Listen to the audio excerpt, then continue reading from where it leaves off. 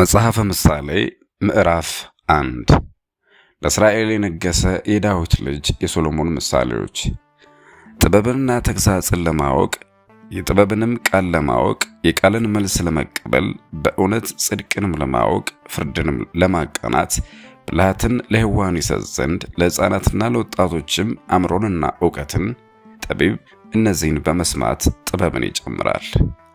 አስተዋይ ግን ምክርን ገንዘብ ያደርጋል። ምሳሌዎችንና የተሸሸገውን ነገር የጠቢባንን ቃልና እንቆቅልሾች ያውቃል። ምክር ለወጣቶች። የጥበብ መጀመሪያ እግዚአብሔርን መፍራት ነው። ዕውቀት ለሚያደርጋት ሁሉ መልካም ናት። እግዚአብሔርን መፍራት የዕውቀት መጀመሪያ ነው። ሰነፎች ግን ጥበብንና ተግሣጽን ይንቃሉ። ልጄ ሆይ የአባትህን ምክር ስማ፣ የእናትህንም ትእዛዝ ችላ አትበል። ለራስህ የክብር ዘውድን ለአንገትህም የወርቅ ድሪ ታገኛለህና። ልጄ ሆይ ዝንጎች ሰዎች አያስቱ፣ እሺም አትበላቸው። ና ከእኛ ጋር ደምን በማፍሰስ አንድ እንሁን፣ ጻድቅ ሰውንም በምድር እንቅበር ብለው ቢማልዱህ፣ በሕይወት ሳለ እንደ ሲኦል እንዋጠው፣ መታሰቢያውንም ከምድር እናጥፋ። ብዙ ሀብቱን እንሰብስብ፣ ከምርኮውም ቤታችንን እንሙላ። ዕጣህን ከእኛ ጋር ጣል፣ ለሁላችንም አንድ ከረጢትና አንድ አቁማዳ ይሁንልን ቢሉ፣ ልጄ ሆይ ከእነሱ ጋር በመንገድ አትሂድ። ከጎዳናቸውም እግርህን ፈቀቅ አድርግ።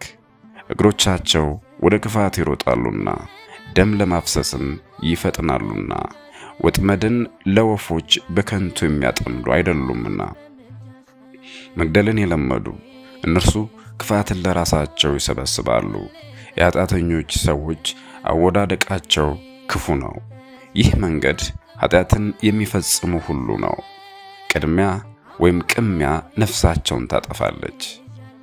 የጥበብ ጥሪ።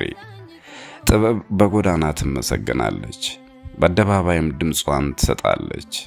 በግንብ ድምድማት ትሰብካለች፣ በኃያላን በሮች ታገለግላለች።